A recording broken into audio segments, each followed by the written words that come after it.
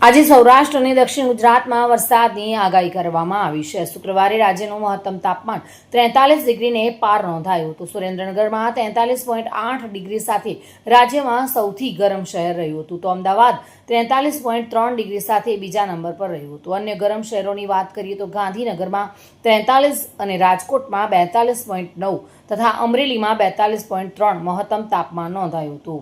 સુરેન્દ્રનગર ગાંધીનગરના તાપમાનમાં 1.8 ડિગ્રીનો વધારો જોવા મળી રહ્યો છે, જ્યારે અમદાવાદના તાપમાનમાં 1.6 ડિગ્રીનો વધારો નોંધાયો હતો।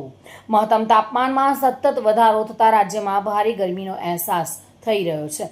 ગરમ ભેજવાળા પવનો દરિયાકાંઠાના વિસ્તારોમાં ફૂંકાતા તેની અસર સમગ્ર રાજ્યમાં વર્તાઈ હતી। ખાસ કરીને રાત્રે હોટ એન્ડ હ્યુમિડ જેવી સ્થિતિ સર્જાઈ હતી। રાજ્યમાં હાલ પશ્ચિમ ઉત્તર પશ્ચિમ દિશાના પવનો ફૂંકાઈ રહ્યા છે।